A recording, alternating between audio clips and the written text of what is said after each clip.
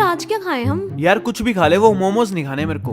तो फिर वो खाएगा क्या, वो गोल गोल पोटैटो टोर्नेडो? अरे ये पोटैटो ही तो है, मेरे को पसंद नहीं है गोल गोल, होता तो आलू ही है ये। अरे ये मस्त होता है, एक बार खा के तो देख, नहीं अच्छा लगेगा तो मैं खा लूंगी सारे। ये ले आ गए, खा लेगी सारे? हाँ हाँ खा लूंगी, तेरे को तो नहीं खाने ना। यार एक पीस तो तूने कहा था तू खिलाएगी। हाँ एक पीस तो तू खा ही सकता है, ये ले लास्ट वाला ले ले बस। बस इतना सही? कितना यमी है। यार ये तो कुछ ज्यादा ही मजे लेके खा रही है, कुछ करना पड़ेगा। जब तक इसकी आंखें बंद है मैं ये पानी की बोतल छुपा देता हूँ। ओए मिर्च लग गई, पानी की बोतल कहाँ है? यहीं तो पड़ी थी।